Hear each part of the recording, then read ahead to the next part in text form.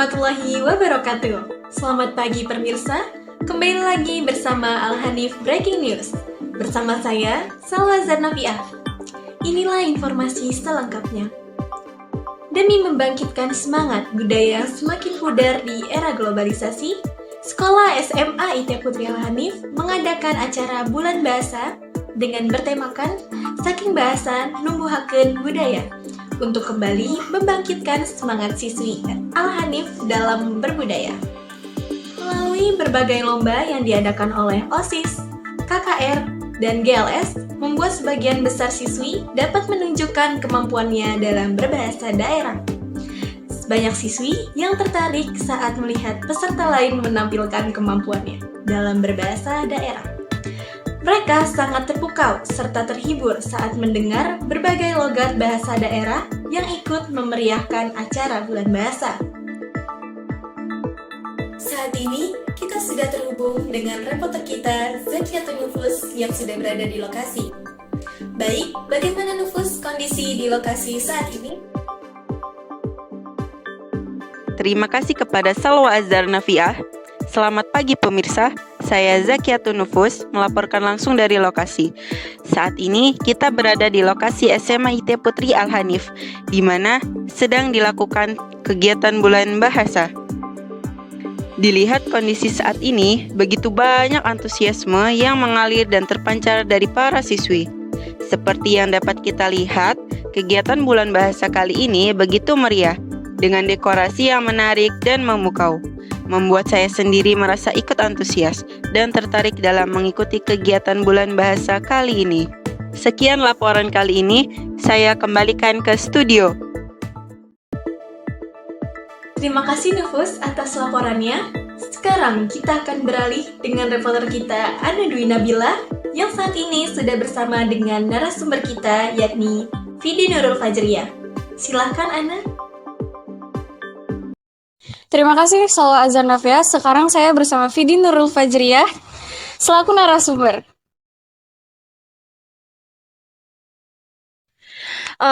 Aku mau bertanya bagaimana perasaan kakak saat memakai bahasa daerah? Oh, aku senang banget sih soalnya kan sekarang tuh bahasa daerah atau budaya-budaya itu semakin punah ya, semakin jarang orang yang makai. Nah, pas aku berbahasa daerah itu kayak aku ngerasa, wah, kita nih generasi muda bisa nih untuk memunculkan kembali bahasa-bahasa yang jarang digunakan, apalagi pas itu pakai bahasa Jawa Serang kayak gitu. Jadi menurut aku itu tuh seneng, terus kayak terharu, enak banget, terus sering banget, suka banget.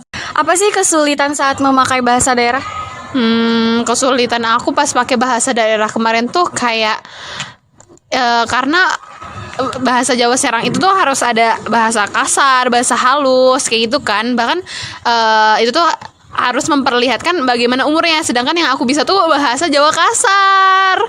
Nah, iya, jadinya kayak pas aku ngomong bahasa Jawa Serang tuh kayak, ih, ini bener gak ya kayak gitu loh. Tapi belajar dulu itu. Belajar, dan untungnya mama aku bisa bahasa halusnya. Itu berarti ngafalin teksnya dulu gitu. Iya, aku tuh fun fact-nya aku itu ngafal di cuma jam 1 malam itu. Nggak ngafal, aku bener-bener itu buat ya udah, terus aku tampilin, udah itu doang. Keren banget. Fun fact-nya di situ kayak Keren banget. aku ngebuatnya jam 1 malam, baru dinin pokoknya sampai pas jam 9, dan kaget aku ternyata di urutan 3 Dan menang lagi. Aduh, alhamdulillah, Masya Allah. Itu pertanyaan ketiga, ada nggak bahasa daerah yang kepengen dipelajari setelah Bulan Bahasa? Ada bahasa Batak. Kenapa tuh? Karena aku kalau ngedengar orang-orang Batak tuh kayak ngomongnya kayak kenapa kayak gitu. Iya, jadi kayak orang-orang tuh kayak kenapa lah, nya jadi kayak gitu loh. Kan kalau kita kenapa, kalau orang Batak tuh kenapa memang gitu loh. Jadi kayak ini aku nggak bisa bahasa Batak, tapi kayak kenapa lah kau macam tuh kayak gitu loh. Pokoknya kayak aku jadi pengen penasaran gitu, pengen tahu.